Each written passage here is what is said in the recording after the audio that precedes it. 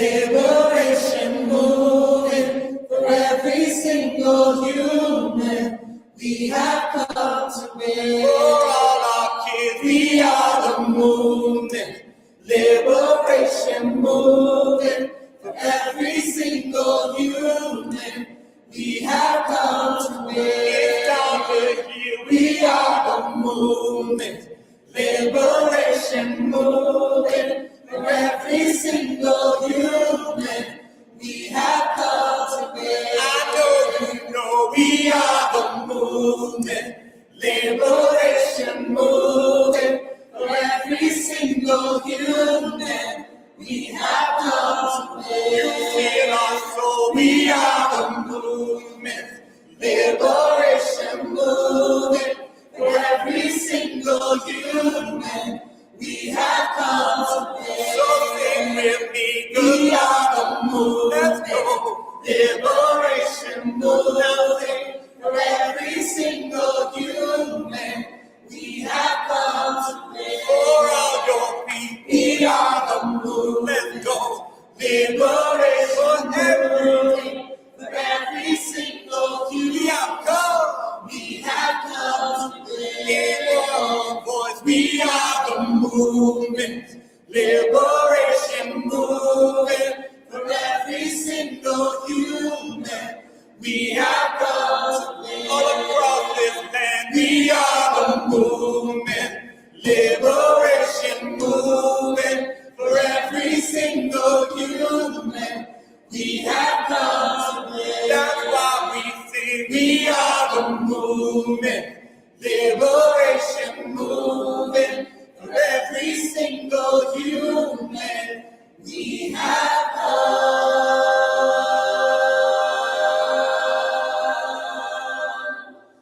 to win.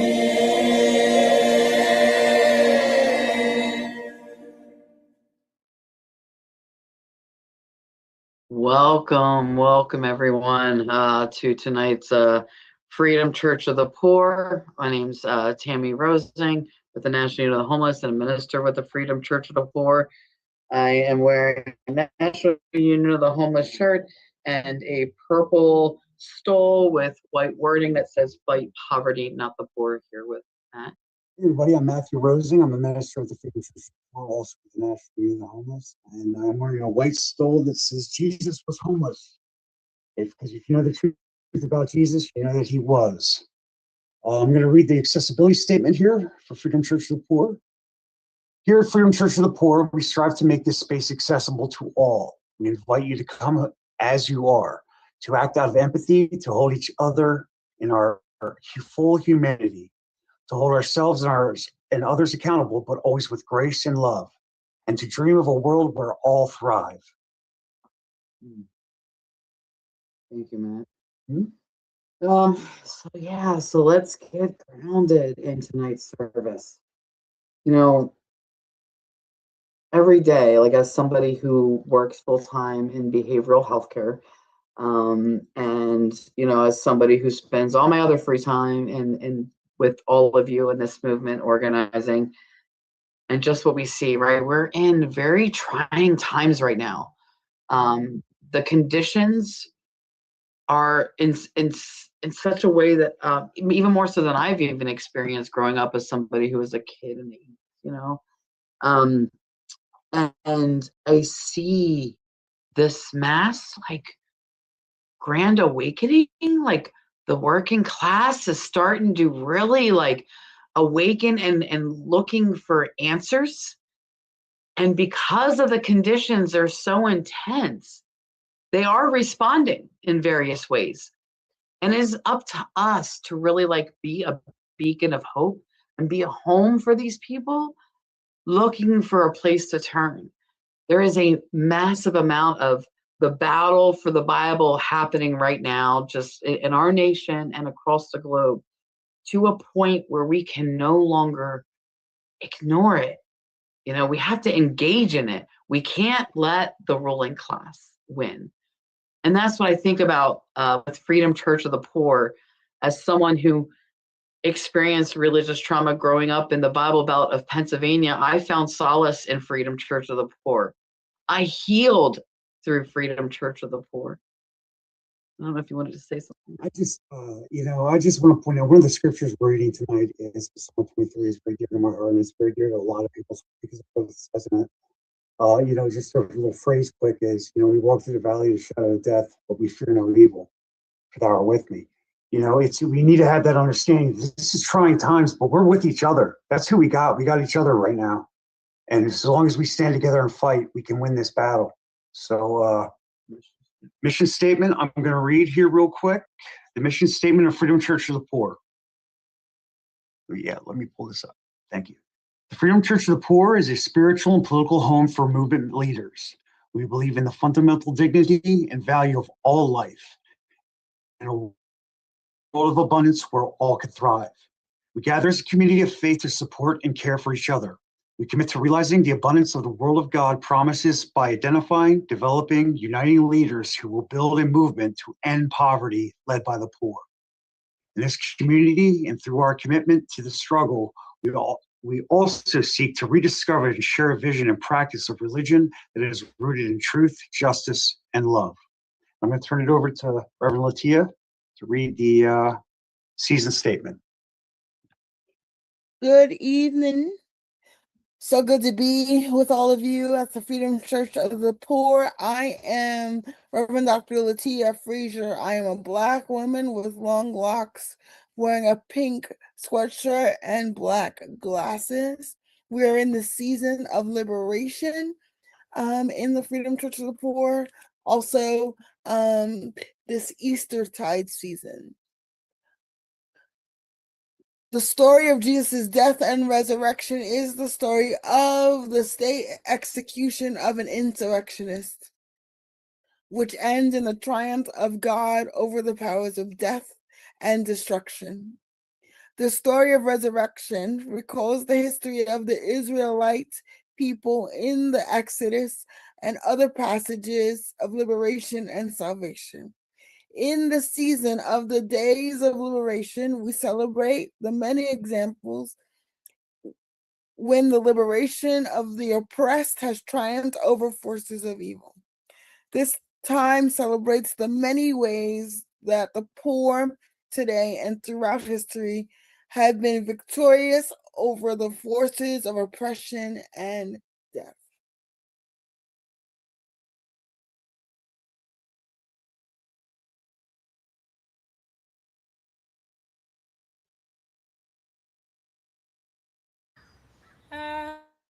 I believe in being ready.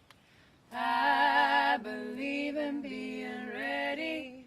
I believe in being ready, for the time is drawing near.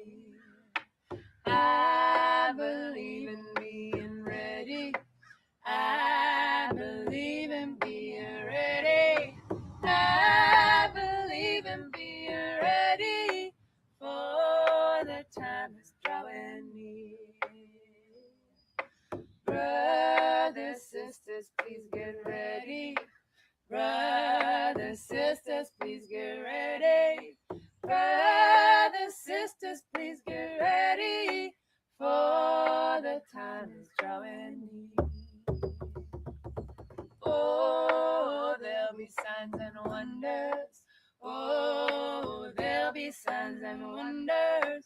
Oh, there'll be signs and wonders, for the time is drawing near. How in heaven will I find you? How in heaven will I find you?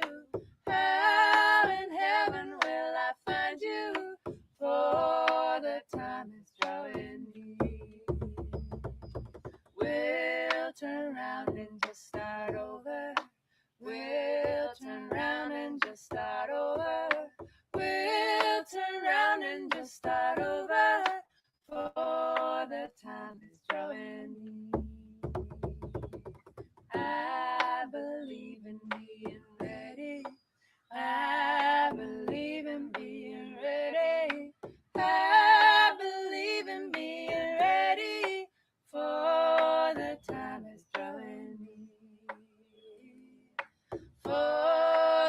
time is drawing near. For the time is drawing near.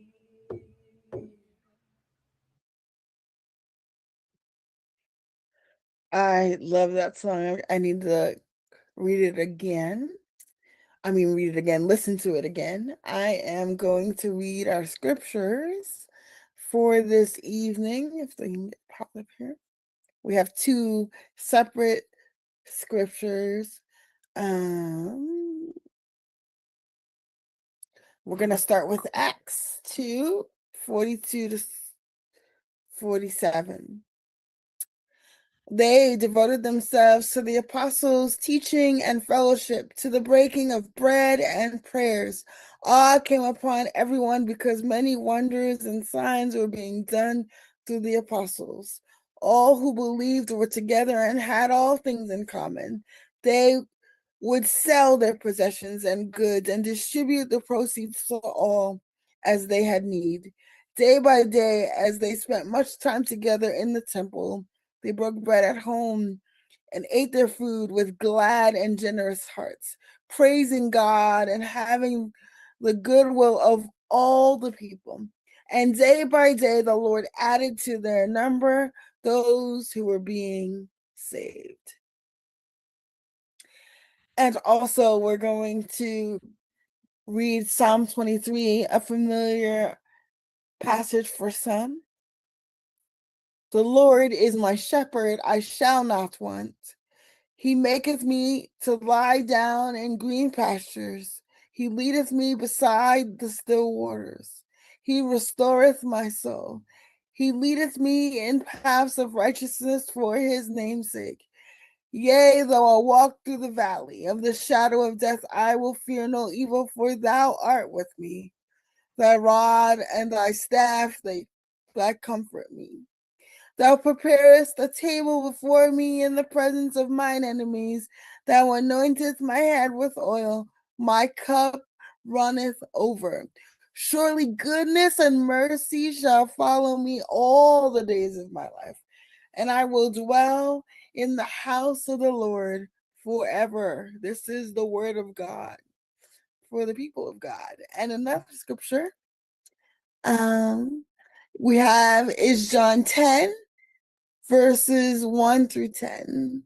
Very truly, I tell you, anyone who does not enter the sheepfold by the gate, but climbs in by another way, is a thief and a bandit. The one who enters by the gate is the shepherd of the sheep. The gatekeeper opens the gate for him, and the sheep hear his voice. He calls his own sheep by name and leads them out. When he has brought out all of his own, he goes ahead of them, and the sheep follow him because they know his voice. They will not follow a stranger, but they will run from him because they do not know the voice of strangers. Jesus used this figure of speech with them, but they did not understand what he was saying to them. So again, Jesus said to them, very truly, I tell you, I am the gate for the sheep. All who came before me are thieves and bandits, but the sheep did not listen to them. I am the gate. Whosoever enters by me will be saved and will come in and go out and find pasture. The thief comes only to steal and kill and destroy. I came that they may have life and have it abundantly. Amen. I'm going to pass it back to Minister Tammy and Matt. Yeah, thank you. Just taking a second to take all that in. I'm going to be introducing Angie Hocking from Toronto, Canada. Ooh. Founding member of the Underhoused and Homeless Union in Canada. Because, you know, let's be real, this system doesn't just affect us here, it affects us everywhere, and we must unite, not just in our nation, but internationally. So with great joy and pleasure, I'm proud to announce a fellow homeless union member, Angie. Thank you. Thank you so much. My name is Angie. I'm Reverend Angie Hocking. I am, my pronouns are she and her. I have long brownish hair. I'm in my mid-40s. I'm a white woman, and I have a gray jacket and a black shirt on. And I really like that we do that here. I'm learning and loving so much about this community the couple of times I've been, and I'm really excited to be part of it more. Really quick before, so I'm going to be sharing a PowerPoint because I thought, sharing pictures of some of our members and some stories about where we're at. I thought that would be a great way to introduce you to what we're doing in Toronto. Myself, I'll just really quickly say before I put that up, and I won't be up here anymore. But I'll quickly explain. I'm actually a dual citizen. I was born and raised in the U.S. outside of Chicago, and I moved here about 20 years ago. And I am a dual citizen now of Canada and the U.S. And I won't get into the why, but it had to do with my husband at the time and taking schooling option here and things like that. So anyways, but my 20 years here have been working alongside people experiencing homelessness. And I am with the United Church of Canada as a community minister and also an ordained deacon in the Anglican Church of Canada. So that is a tiny bit about me before I just wanted to share now and dive in to sharing with you about TUHU. We call it TUHU, which is the Toronto Underhoused and Homeless Union. So I'm going to share this. Here we go. And may the God of technology be with us. Here we are. Okay. So this was already beautifully read. You know what? Oh, am I still here?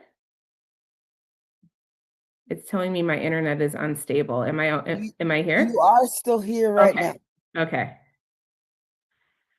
I am going to. I'm sorry, I can't see you anymore. And I'm not going to worry about why for the moment. Can someone just verbally tell me if you can see the slide?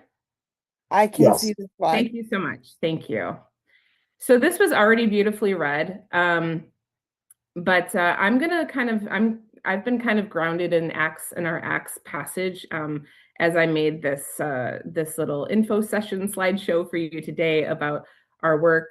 And again, this Acts 2 passage, this was what the very first Christian community looked like immediately after there was this big surge of new believers, because Peter had done 3,000 baptisms, and this passage for me really speaks to in part that impact of transformative, of a transformative event. So those and how that kind of thing can really mobilize us and renew us. And similarly, connected to the work of many of you, Anthony Prince, again, I can't see your faces, so I'm just I don't know if anyone's nodding, but he does work with the NUH in California, and I'm sure many of you probably know that already. And he actually was really shepherding us in the beginning. We reached out to him with some questions 3.5 years ago, and he met with us on Zoom. And in fact, Anthony came to, I'm going to go to my next slide to show you a picture, because Anthony's actually in that picture. So an NUH member from California came to Toronto to help us launch, basically. He came to share about the NUH, and we had this incredible turnout. We had about 80 people experiencing homelessness show up at All Saints Sherburne Church here in this picture. And this is a picture of a few of us at the end of the event. But at that event, we were so moved and excited. We had already been having some meetings about talking about starting a homeless union. And with Anthony's just kind of vigor and inspiration, we said, you know what, let's vote on starting something tonight, because let's not let, what's the saying? Let's not the perfect be the enemy of the action. What is it again? Anyways, whatever. But there's a really great saying out there about like, let's just go for it. So we voted that night to start a homeless union. And again, I just want to kind of make that link to the NUH because it was because of the inspiration of the many years of the NUH's work that we were inspired, and we're still following in your footsteps and just trying to figure out what does it look like for Toronto to have a union. So a really, really, really quick overview of the current climate in Toronto. I will say, yes, there is universal healthcare, and that is wonderful.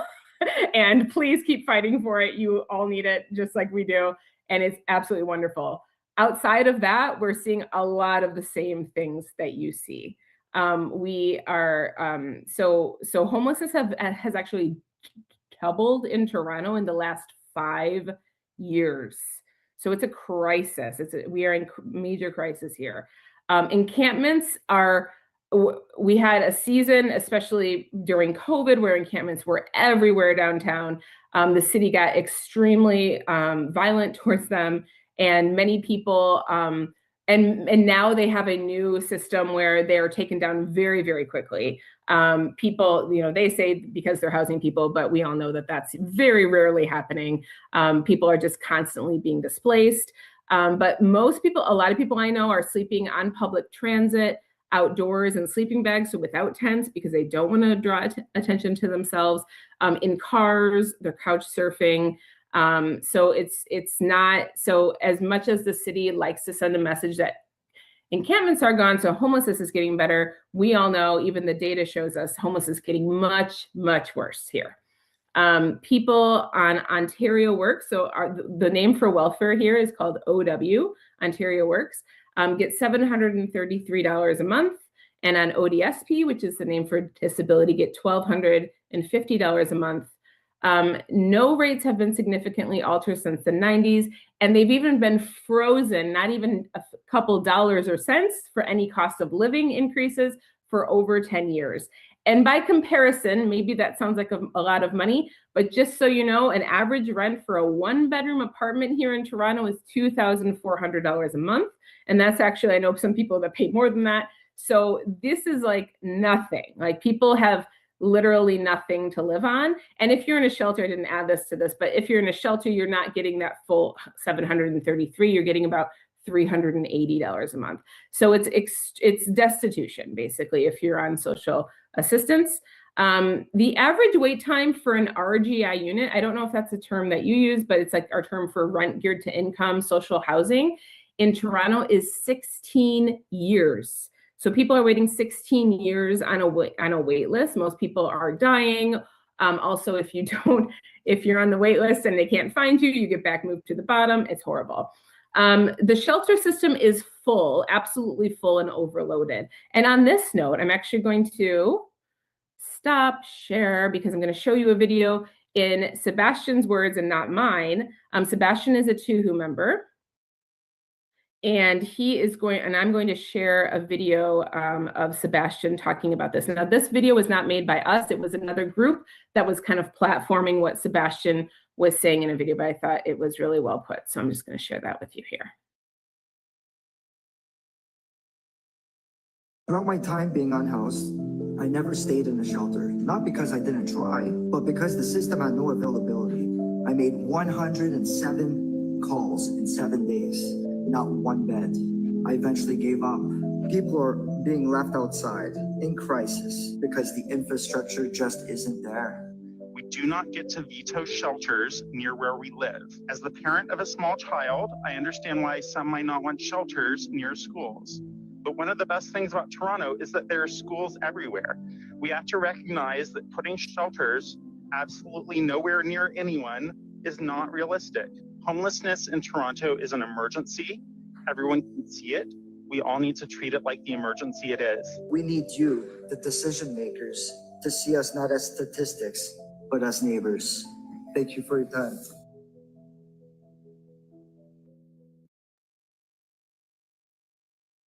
Okay, so that was Sebastian sharing about his experience in the shelter system, 107 calls in 1 week. And that, I mean, very typical for people never to get in, even if they want to get in. Of course, many people have major issues with the shelter system as well. I'm going to reshare my PowerPoint. Okay. All right.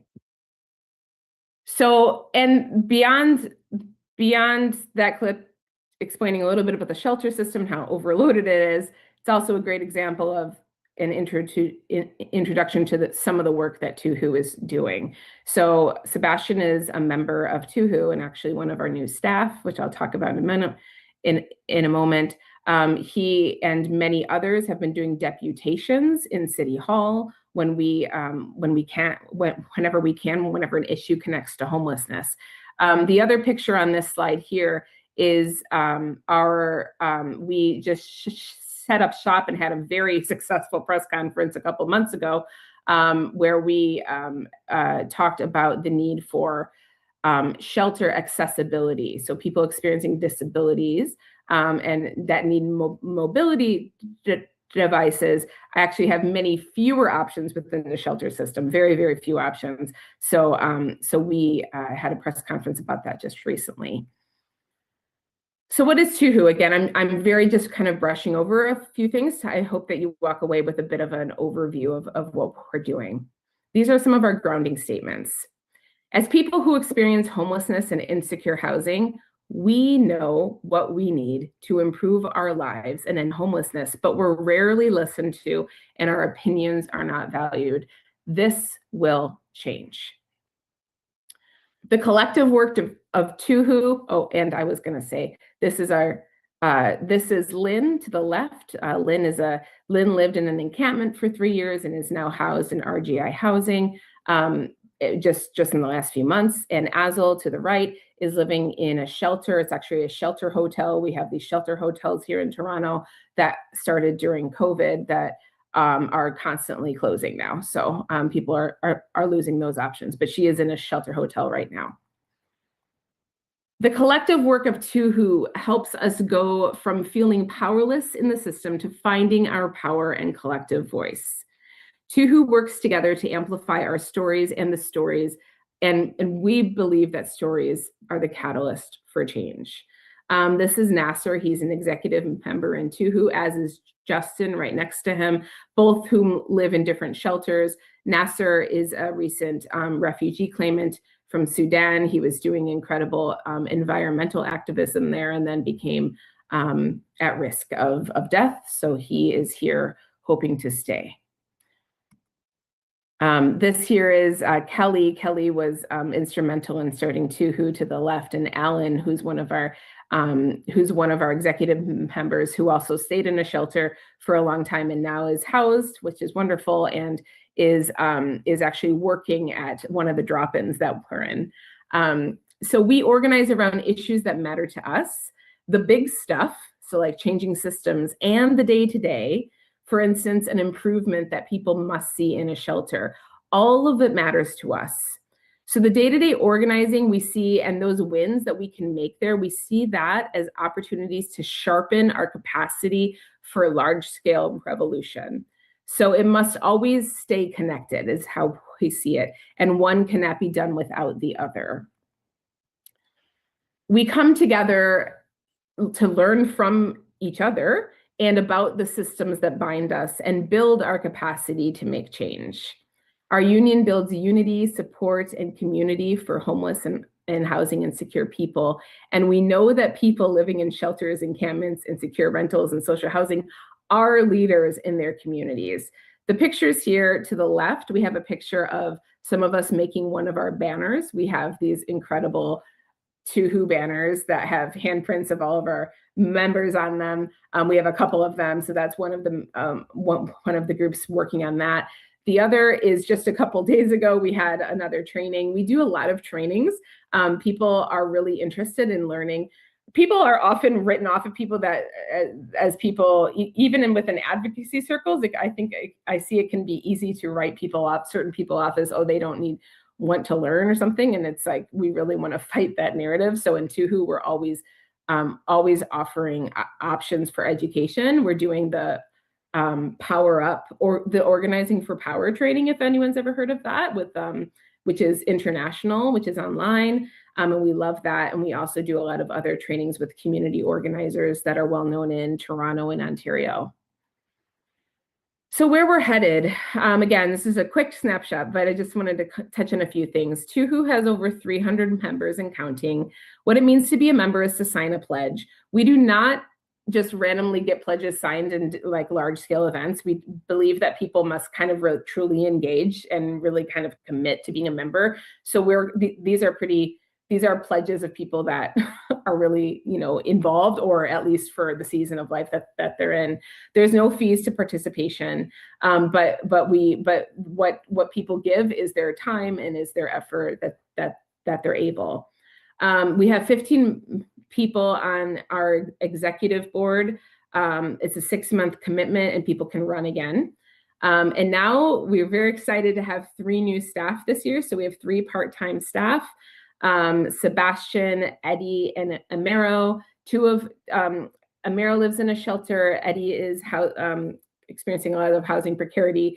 And Sebastian is just recently housed, but was on the street he was actually in the video there. So he was on the street for about 6 years.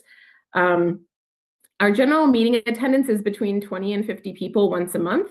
And then we have shelter drop-in chapters that meet weekly as needed. And we're setting up these TUHU stations in drop-in programs. So like day programs where people are getting meals. We're having tables so people can engage with TUHU, learn about TUHU, learn about organizing, and work together there. We're doing consistent outreach as well. So that's been really exciting to amp up with our staff team. So some of the actions that we've done so far, again, this is just really quickly a few ideas of kind of the things that we've done, and then I'm going to end with a very short reflection of 2 minutes. Encampment residents needed better coordinated support.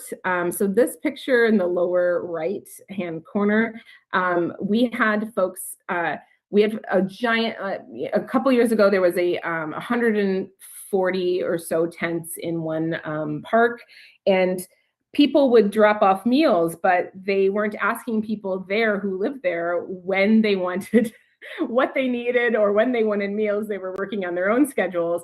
So people that live there said, some days we have 0 food and we're very hungry, and other days we have so much food being dropped off that rats are coming into our tents.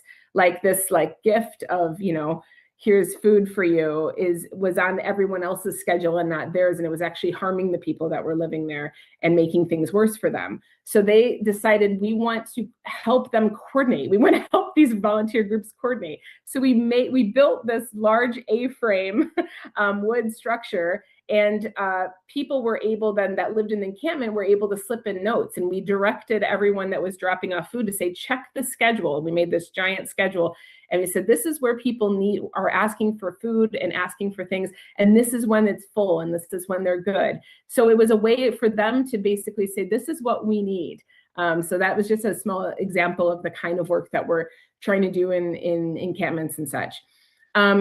Refugees needing access to food during religious fasts. We had a shelter that had a lot of folks that were refugees celebrating Ramadan last year, and Lent actually, and for both, they were fasting during the day, and the shelter was refusing to feed them after their fast broke at night because they were told they have to get food earlier than that, and they weren't able to save the food for some strange reason. So we who organized around that and ended up changing the shelter's policy, and then, but in the meantime, also delivering food to that shelter. I'm not going to touch on every last one. I think I'm going to keep moving just for time's sake, but there's some other exciting things going on. I'll touch on a couple of these. Local men's shelter. This actually, Anthony from California gave us an example that we kind of live a bit of our gospel by.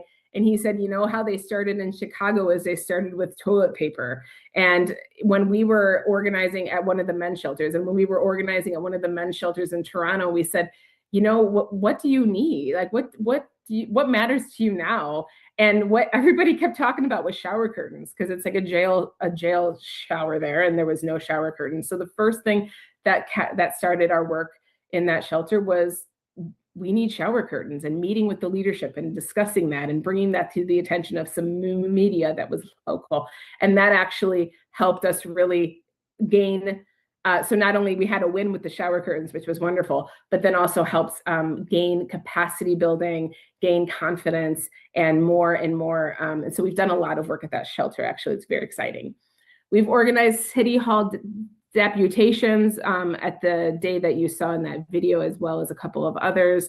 And we've also been key organizers in the movement for building the People's Assembly for Housing Justice. So this is bringing together various different grassroots groups to work together and coordinate together on different issues.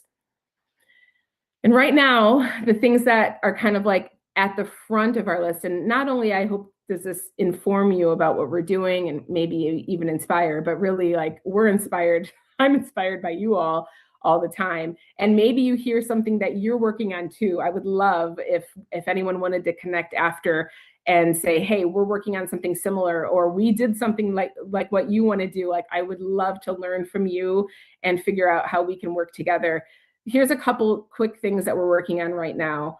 We're working on building an accountability system for complaints outside of the shelter system. The only way people can make complaints in the shelter system right now is through the shelter system's complaint process, which is a joke, to be quite honest. And also they're only accountable to themselves. No one ever knows the complaints.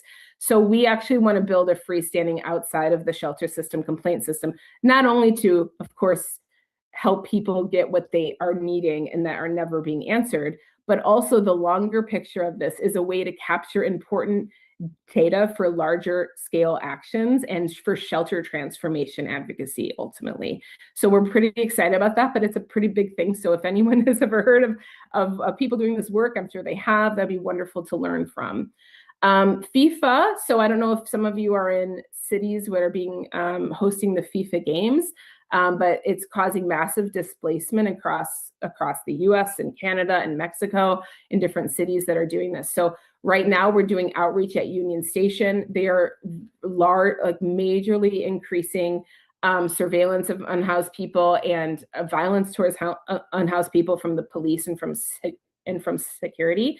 So we're working with a couple of reporters right now and some other groups and some legal folks to help amplify this issue. So I know that there's international organizing going on with this, but just wanted to flag that we're working on that as well. And ongoing organizing around what matters to people in spaces where they are. And this picture on this slide is a dilapidated garden, but it is exciting because we see hope in this picture, because the folks that hang out in this parking lot often, we had a meeting there, and this is just this last week, and they said, you know, what would really matter to them is to see some beauty and to see some green and to see, you know, murals after a long conversation of what do we need in our lives and these kinds of things. So we're actually coordinating a bunch of folks that are unhoused to revive this garden. So again, so sometimes it's the big stuff and sometimes it's the small stuff, but it's all connected because it's all building capacity, and it's reminding us that we're worth like good lives. Like, what does a good life look like? In Tuhu, we talk a lot about how we will never organize against each other. Inevitably, when we have conversations in shelters and in different spaces, like, someone will always, you know, talk, at least one person will talk about the problem is my bunkmate, or the problem is the person next to me. And we always talk through, you know what, we're always going to reframe what the problem is, because we cannot be divided. So if your bunkmate is staying up all night and that is driving you crazy, absolutely, that sounds horrible. But also that's probably because the shelter is not a good place for that person to sleep. Maybe they're not getting the support that they need. Maybe they don't have the environment they need to sleep well. So we're always helping people reframe, because there's a lot of frustration in the community. Of course, like towards each other. And so I feel like too, who is really like, if I was like, what are we really doing all day? It's like helping people reframe, I think, is like a big thing that we're doing. Reframe, like what is the enemy here? And how can we find bridges with each other within spaces where people are? Because it's very disjointed. And this is what the system wants, is for us to hate each other, right? They want us to fight each other all day long, so we do not make any progress. So we're talking about that a lot in all different ways all the time. And with that said, I'm gonna jump in just into my final, I'll just leave that up and jump into my final reflection here on our incredible passage that we had today in Acts. The moment in Acts today feels almost like a dream. People sharing what they have, eating together, praying together. No one is in need because the suffering of another has become impossible to ignore. This is what it looks like when community care is at the center. It's the kind of vision that can feel far away when we're facing the daily crushing realities of violence and death, when we feel the heavy boot of systems and of capitalism that seems to be the only thing that calls the shots. But Acts reminds us that the early church didn't start as an institution. It started as a people who had been changed, people who began to see each other differently. Resources stopped being theoretical, need stopped being invisible, and dignity stopped being negotiable. And it wasn't clean and it wasn't easy, because just a few verses later, things do start falling apart a bit. There's conflict and deception and strain. Those things are also entering into the community alongside the utopian stuff. Because of course it does, right? That's very realistic. It means that this was never about perfection. It was about a decision to keep showing up for one another anyway. So maybe the miracle we're looking for today in our reading is that even within systems purposely designed to isolate and to dehumanize, even when we feel like we are losing more than we're winning, people just keep choosing to show up for each other again and again and again. Because harmful systems endure when people remain unseen. Power keeps its stronghold when suffering is kept at a distance. But if we keep relentlessly living as though every life carries equal weight, those systems begin to tremble. And when those pushed to the margins come together, not as problems to be fixed, but as leaders to be followed, a new kind of belonging is born. This is not just organizing. This is reordering of the world. And this passage reminds me today that when people risk this kind of life together, something deeper is there to hold them. A shared hope, a shared table, and a shared promise that no one will be abandoned. So yes, this work is really hard and can be very frustrating, if I'm honest. And yes, we are all tired, I'm sure. And I think it's really actually important to name that and not to pretend that we're not taking steps, frontwards and backwards at the same time.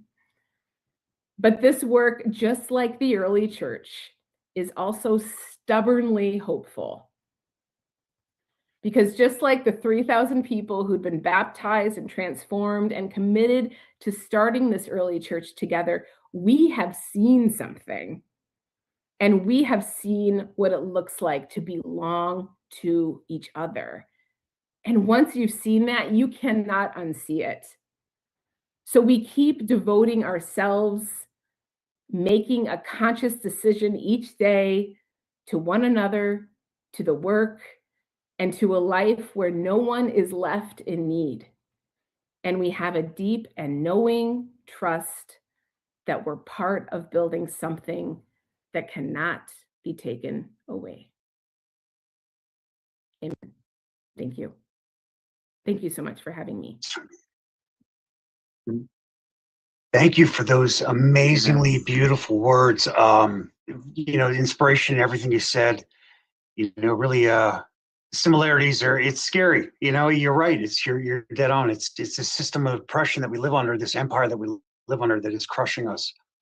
And we need to stand together in all things that we need to, in all things. So with that, I would like to turn it over to Femi for our prayers of the people. If you are ready to go. Awesome. Thank you. Well, it's good to be with you all. My name is Femi Akinmoladun. I am a Nigerian American first generation man. Use he, him pronouns, and I'm 33 years old. I'm rocking a fresh, faded skin fade cut. And I'm someone who loves to smile big. And so you'll see some front buck teeth. And so it's good to be with you all today. And what are the prayers of the people as we reflect on this space today? We heard in that song, I believe in being ready. And so we're a people who believe in being ready. We heard throughout the scriptures, we are the ones who share our food. We are the ones who make room for God. There's room made for the goodness and mercy of God.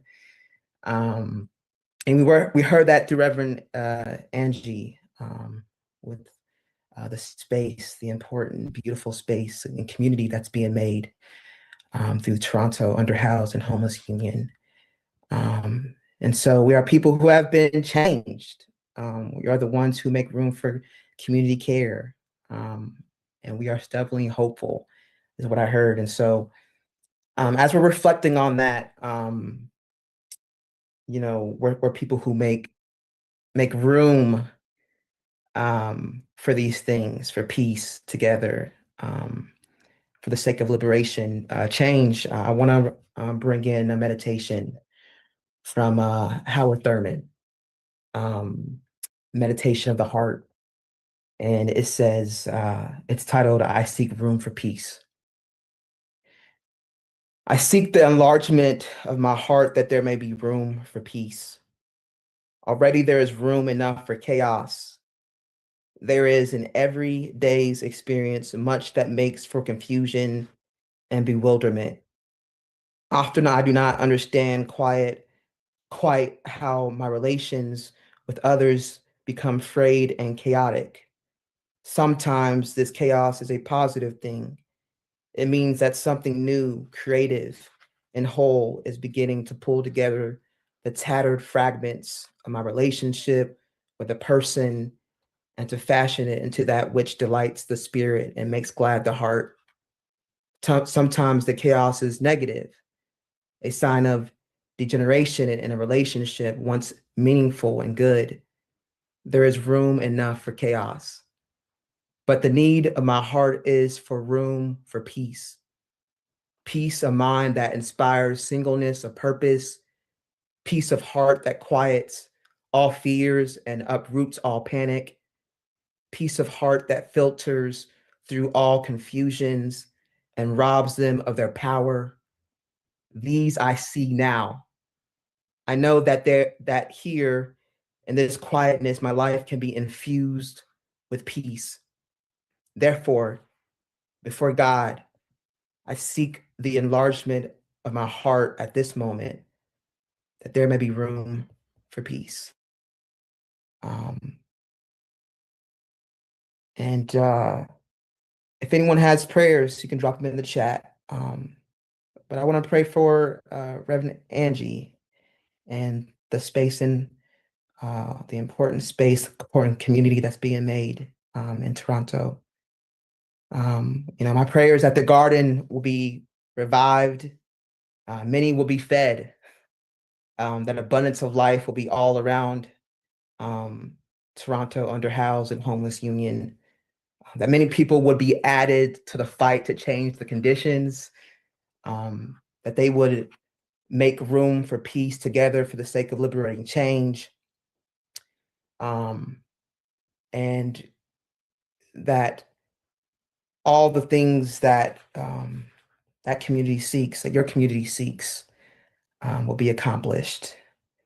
And this time, as you all stand on, it will be changed. It has to be changed.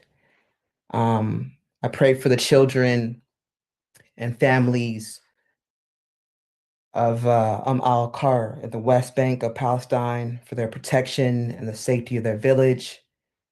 I pray for friends Katie and Cliv, who both have health issues. Pray for restoration and healing and peace, for God's shepherding hand and mercy and love to meet them. We pray for peace and the end to spending money on wars, greed and oppression that robs so many people of life, that robs humanity of the opportunity to share our food, our bread, our lives with each other. We pray for refugees of the world, the ones who are wandering without homes, surrounded by so much rubble, often having to flee and endure raging seas. We pray for the many refugees throughout Africa, throughout Haiti, Gaza, the Palestinian people, people of Ukraine, Sudan, so many of the world's refugees who are in our minds and in our hearts and are not forgotten. May God be a shepherd for them, for us. Amen.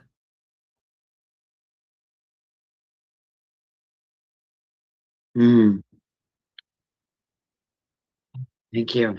Amen. I guess with this, we go into the call to action. First thing, and I think like these links will be shared in the chat and perhaps in the comment sections on the socials. So just wanted to throw that out there first. But the first one is for Reverend Tani. I first met Reverend Tani back in 2019. And I've learned so much from him. I kind of look up to him as like a father figure in the movement, since I don't have any kind of healthy relationship with my own father. And I'll never forget the one time at a Freedom Church gathering when he was like, "Oh, so I guess if I'm Tammy's father, then I must be your father-in-law." And it was just a beautiful moment. And Tani's been a strong leader for years in this movement, and he's going through some struggles right now and needs some help with just some basic needs, whether it's rent, paying utilities, food, things around medical care. And so there's a GoFundMe set up for Tani, I think, put together by Moses, who's also part of Freedom Church. So that link will be shared. And also another GoFundMe possibility for leaders with the Kairos for raising emergency funds for our friend Rod and his family in Harlem. Roger is an 18-year-old student activist and member of Kairos Young Organizer Survival Corps. He is home from college from spring break and staying in New York City to support his mom and 17-year-old sister. Roger's mom is undocumented, has serious health issues, and cannot make ends meet. The family is now facing definite eviction threat with a deadline of March 30th. It says March 30th, yeah. But I'll check that date and get it back to you. They are working with a housing lawyer from the family trust, but immediate resources are needed to cover survival needs like food, transportation, emergency medical costs, things like that. So yeah, if we can pull together for these people, it'd be really good. And then there's also the free families. So the free families and invites communities to connect and coordinate like actions around family separation, detention, and deportation. And so this is just like something that folks can kind of take, get immediate action in, and respond and prepare for any kind of greater crisis. That's anchored the National Coalition to End Family and Child Detention, and the Kairos Center. So folks can get connected with that. And I believe there'll be, again, links put into the chat that has information with like a toolkit or how to join and get involved in those efforts. And then we sign up for Freedom Church Support newsletter. This is actually a really great newsletter that Freedom Church puts out. It keeps you up to date with everything that's going on in Freedom Church, who the people are, who, what the mission statement, how we're living up to the mission statement and doing all that. And then, Wednesdays at 6 p.m. there's always a Bible study. There's links to that. You can get that through signing up for the Freedom Church Support newsletter. They have the links through all that. Mm-hmm. So with that, I will turn it over to Ciara to play our closing song, and then we will end with a benediction.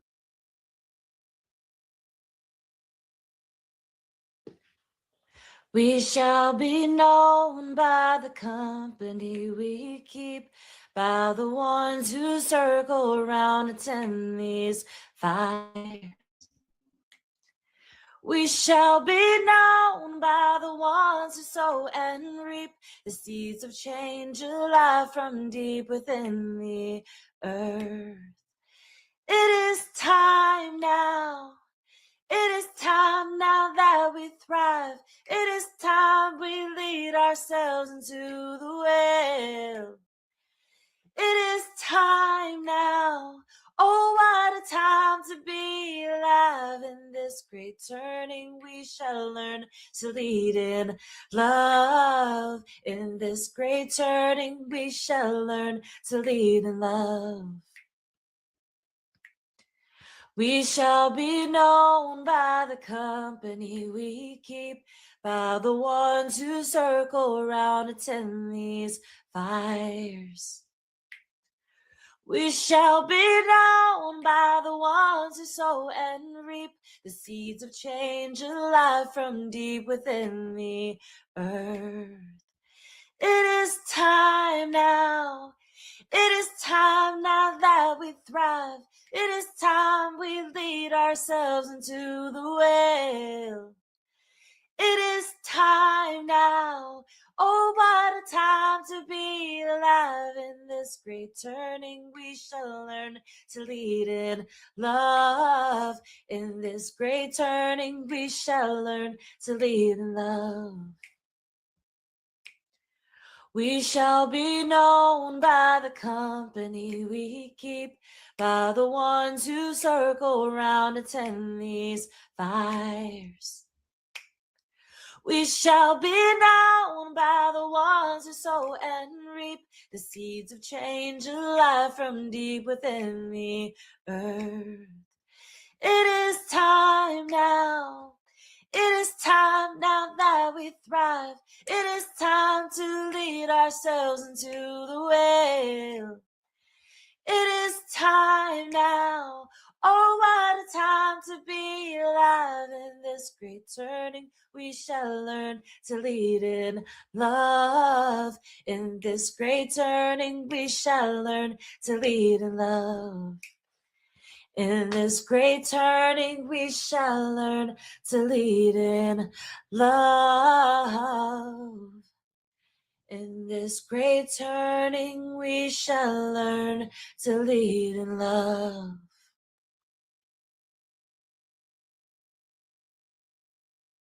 Wow, that amazing voice. Thank you, Ciara, for closing us out on that prayer, that song. For the benediction tonight, I've picked one of my favorite prayers. We live in the community of the saints, I believe, in all times with our ancestors, walking this path and learning from what they've taught us and hoping to not make some of the same mistakes they did, but to learn from what we are doing every day. So with this, I say, Sanctificer, faithful servant of God and protector of travelers, watch over us as we journey today. Guide our way, guard us from danger and harm, and keep us in safety in body, mind, and spirit. We love you all. Thank you for joining us. Peace be with you. Thanks so much.